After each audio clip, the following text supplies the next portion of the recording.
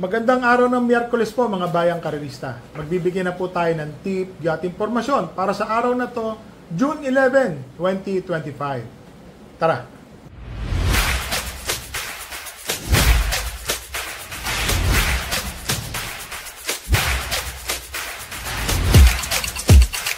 So mga bayang karerista, ito po. Meron pong carryover ng Pentapekta, 110,000. Super 6 carryover, 199,000 ngayong araw ng Miyerkules. Pakita ko lang po ang ating kopya. Ano mga bayang karerista ha?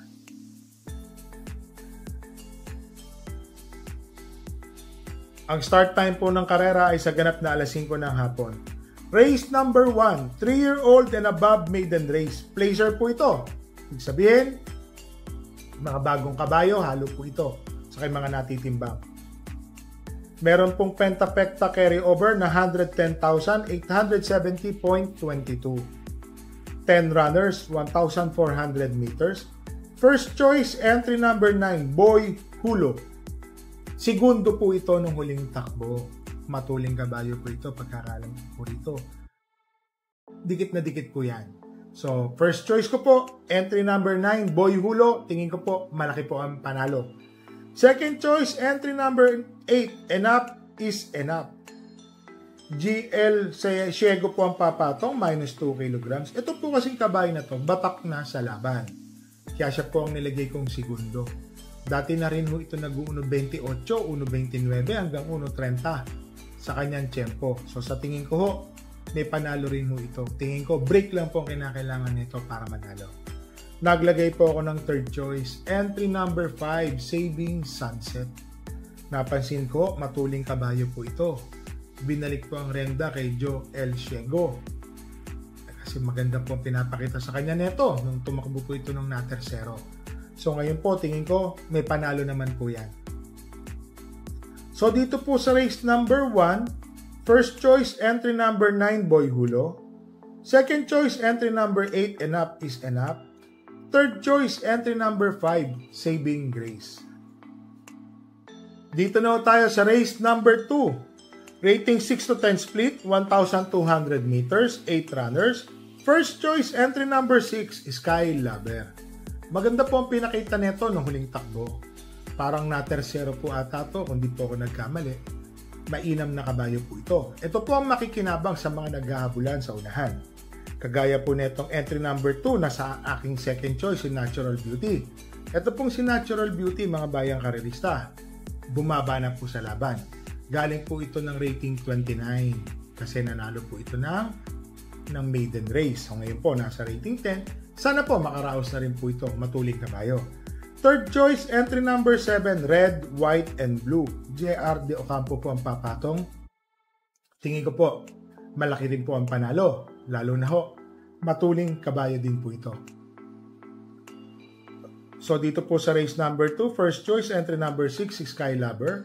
Second choice, entry number 2, Natural Beauty. Third choice, entry number 7, Red, White, and Blue. Dito na tayo sa race number 3, 3-year-old maiden race, non-placer, mga di po natitimbang. Entry number 2, Pay the Line. Tingin ko po, mababa rin po sa laban. Ito pong kabayo na to, may takbo po ito na segundo. Kasi dito po sa non-placer po, pag last 3 runs mo, hindi ka natimbang kasi malalakas po yung mga nakakalaban, matik po, bababa ka na po ng non-placer. Siya po ang aking first choice, entry number 2. Naglagay po ako ng second choice, entry number 4, Sterling Pounds. May bali-balita po tayo, kahit papano, may buti po itong kabayo na to. So dito po sa race number 3, first choice, entry number 2, Pay the Line. Second choice, entry number 4, Sterling Pounds. Dito na tayo sa race number 4, rating 5, Split Placer, 8 runners, 1,200 meters. First choice, entry number 8, Private Dining. Marlon P. Laloma, rating 5 po ito.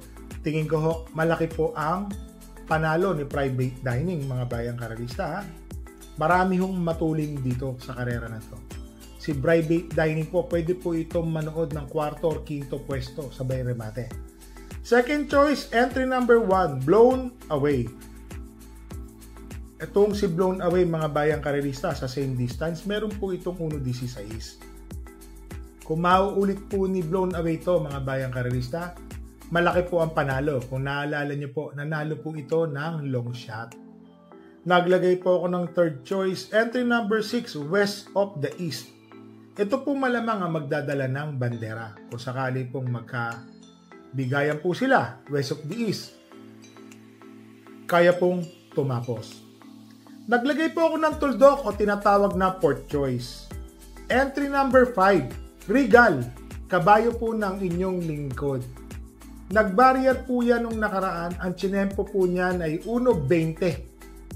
So yun po yung unang takbo po niya, yung balik po niya, mga bayang karerista. Kaya lang medyo masama po ang pista. Yung zero visibility. Yun po yung ABC, barrier seat. Recently lang po yun, kung di po ako magkamali, neto nagdaang Biyernes.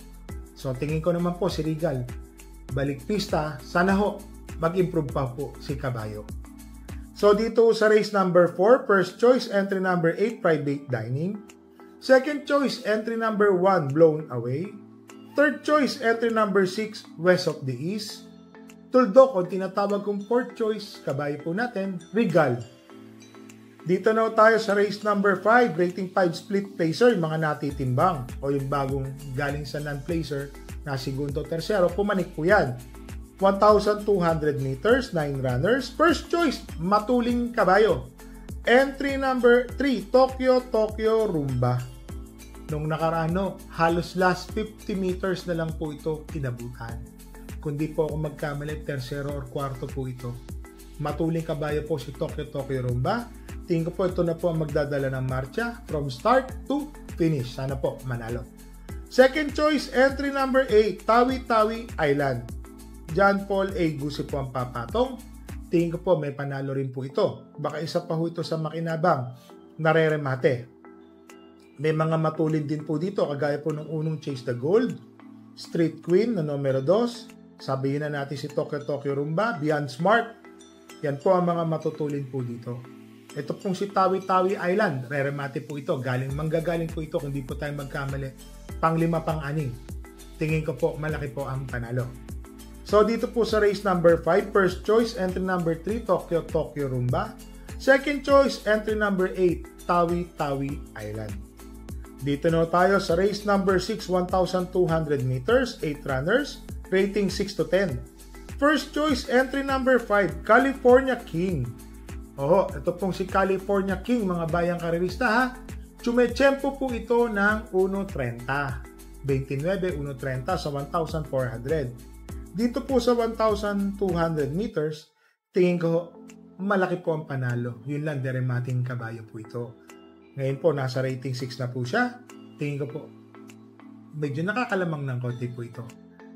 Second choice, entry number 8, Crown Jewel. A.R. Ramos, Angel po ang sasakay, Angel Ramos. Tingin ko po, malaki po ang panalo. Maganda po ang tinakbo nung nakaraan nito ni Crown Jewel. Nasa balya po ito nagdaan, ngayon po nasa labas. Tingin ko po, malaki po ang chance ang manalo nito. Third choice, entry number 3, Modern Stroke. Nelson I. Uy ang papatong. Nakita naman natin nung nakahuling takbo, may kalakasan, numero 14. Nalyamado pa po siya sa huling bentahan. So para sa akin po, alam nyo na, sama po natin. Malaki rin po ang panalo ni Modern Stroke. So dito sa race number 6, first choice, entry number 5, California King. Second choice, entry number 8, Crown Jewel. Third choice, entry number 3, Modern Stroke. Dito na tayo sa race number 7. Meron po ditong carryover na Super 6. 199,256 pesos and 13 centavos. 10 runners, 1,400 meters, rating 6 to 10. First choice, entry number 5, Hiroshima. LABD owned and Boss Hans, John Alvin Guse. Tingin ko po, malaki po ang panalo. Bumaba na rin po ang laban. Second choice, entry number 4, Successful Affair. Ito pong si Successful Affair, mga bayang karerista, habang naghabulan po sila sa unahan, pwede po itong makalapit at bumubulaga po ito pagkapadating na po ng rekta.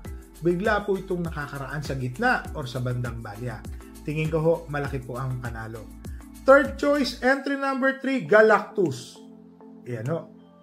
Alam ko, kung di po ako magkamali, maganda yung pinakita nito nung huling takbo, nung araw ng Biyernes po ata. Parang ganun po, parang naiinaman po ako sa kanyang tinakbo. Si Galactus. Tingin ko ho, may malaking tsansa po itong manalo, mga bayang karerista. So dito sa race number 7, first choice, entry number 5, Hiroshima. Second choice, entry number 4, Successful Affair. Third choice, entry number 3, Galactus. So mga bayang karerista, re-remind ko lang po kayo. Meron po tayong kabayong tatakbo ngayon. Race number 4, entry number 5, Regal. Tingin ko ho, may tsamba naman po itong kabayo na to. Sana makatsamba na po siya. Yun lang po masasabi natin. Ngayon po, kung mapapansin nyo ho, sa mga darating na araw, Biyernes, Sabado o Linggo, meron po tayong, may bagong horse owner naman po tayong kaibigan. Kakilala, sabihin na natin. Yan po si Mr. Juanito Timbang. So may mga kabayo po tayong nabili niya.